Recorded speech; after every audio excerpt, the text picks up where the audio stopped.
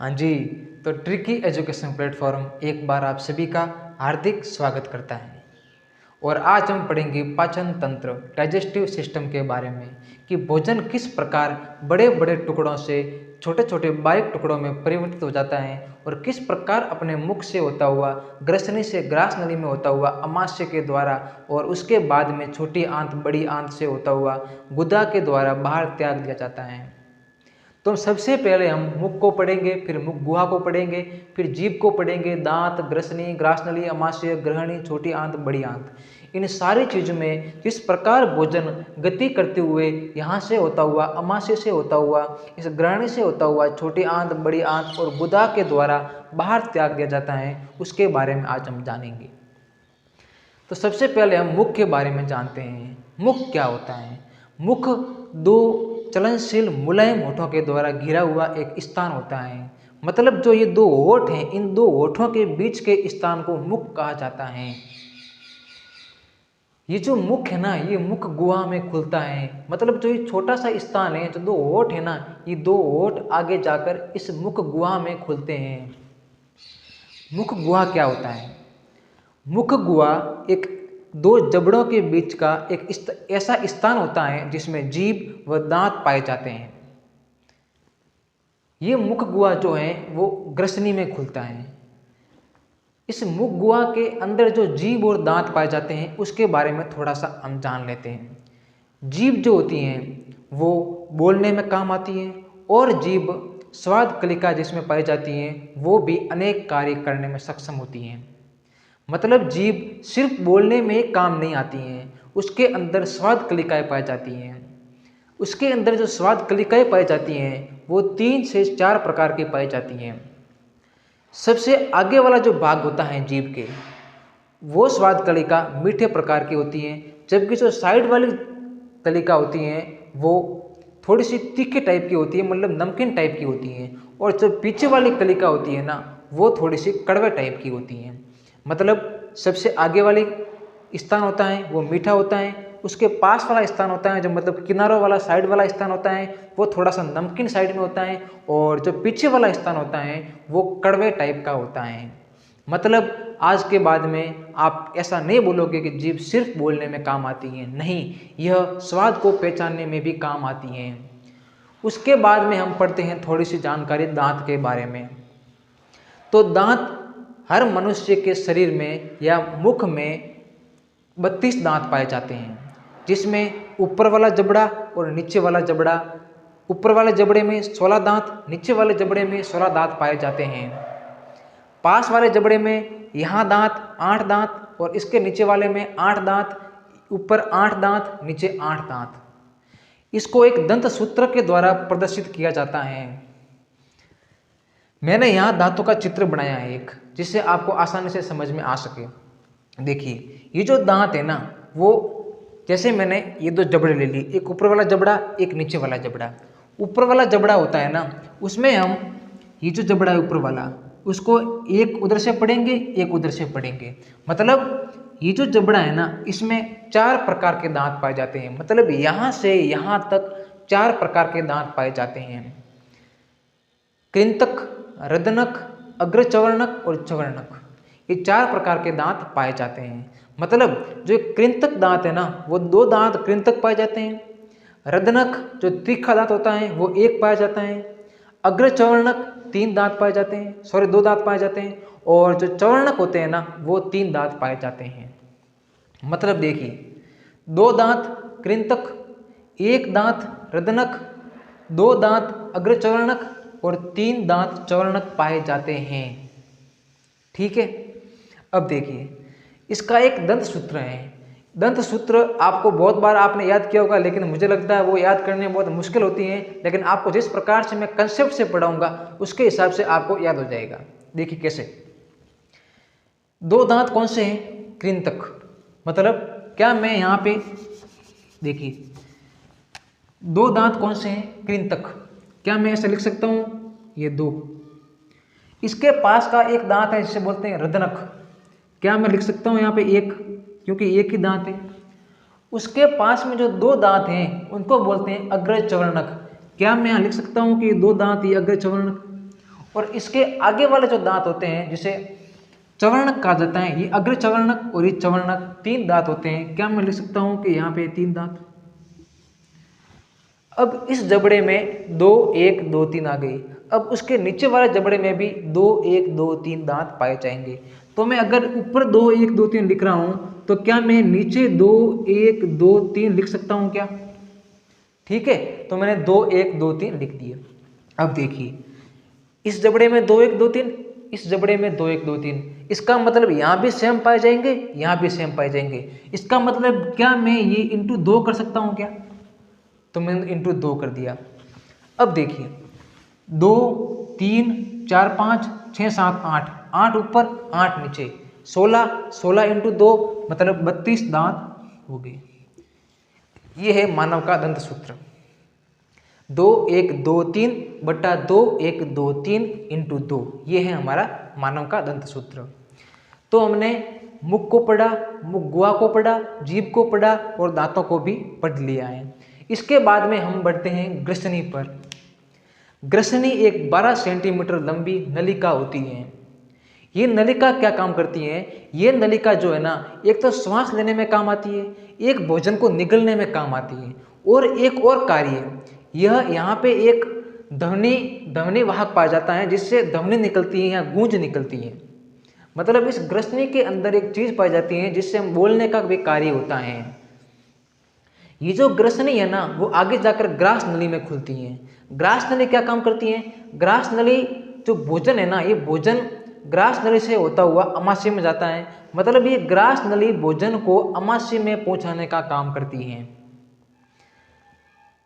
ग्रसनी के बीच में एक और चीज पाई जाती है जिसे एपिग्लोटिस कहा जाता है। तो आप पूछोगे सर एपिग्लोटिस क्या काम करता है? एपिग्लोटिस जो मानव श्वास लेता है, श्वास के समय और जब भोजन करता है, तो भोजन जब भी मानव भोजन करेगा तभी एपिग्लोटिस जो है ना यहाँ ढक जाएगी, और एपिग्लोटिस जब ढकेगी तब जो भोजन है ना, वो भोजन अपने श्वास नली के अंदर नहीं जा पाएगा। अगर ये भोजन या पानी कभी भी ये एपिग्लोटिस खुली रह जाती है और श्वास नली में चला जाता है, तो आपको भी पता है कि क्या होगा। श्वास नली में पानी भरेगा या खाना भरेगा तो सीधा मनुष्य हरी हरी या डेथ हो सकती है। मतलब ये एपिग्लोटिस बहुत ही महत्वपूर्ण कार्य करती हैं। वास्तव में 99.99% ऐसा नहीं होता है, लेकिन कभी कभार अपवाद के रूप में चांस बहुत कम होते हैं कि ऐसा एपिग्लोटिस खुली रह जाती हैं और मानव के फेफड़ों के अंदर पानी भर जाता है। अब देखिए, ग्रास नली तक हम आ गए थे। ग्रास नली में भोजन होता हुआ अमाशय में गया, और अमाशय में जब भोजन है ना, तो अमाशय क्या करता है? अमाशय एक थैली होती है। अमाशय क्या होती है? 25 सेंटीमीटर की एक थैली होती है। वो हमारे जो बूढ़े लोग या पहले वाले जो लोग थे वो कहते थे कि अंदर थैली है, थोड़ा कम खाया कर, थोड़ा अमाशय की थैली जो थैला है ना वो थोड़ा बढ़ जाएगा, जिससे थोड़ा कम खाया कर। लेकिन वास्तव में ये क्या है? एक थैली नहीं है, ये इसका नाम अमाशय, इसका साइंस की भाषा में अमाशय कहा जाता है।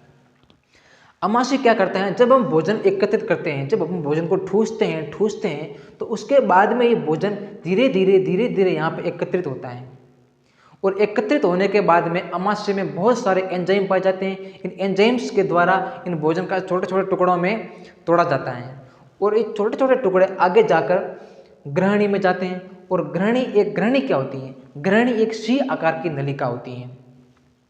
ये सी आकार की नलिका, इस ग्रहणी और अमाशय के बीच में एक और नलिका के रूप में एक चीज पाई जाती है जिसे बोला जाता है अग्नाशय।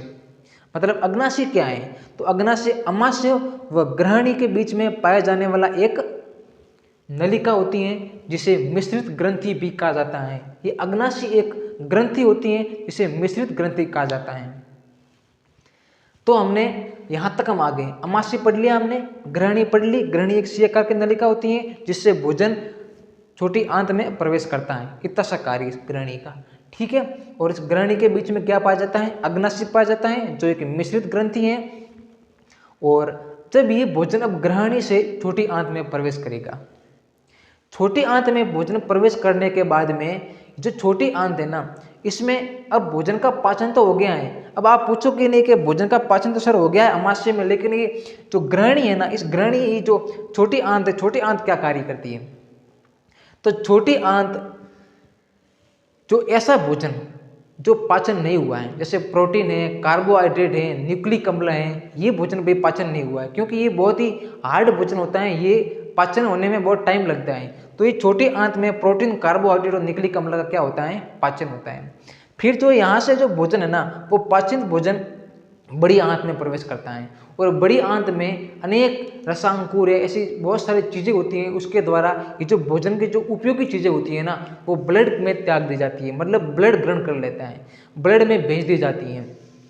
और अगर आपको आसान भाषा में समझाऊं तो जो ब्लड है ना, उस ब्लड ये जो अच्छी चीज़ें, प्रोटीन, कार्बोहाइड्रेट, जो सारी चीज़ें होती हैं वो ग्रहण कर लेता है, और जो ब्लड होता है ना, वो हमारे शरीर में जाके अपने को ऊर्जा प्रदान करता है।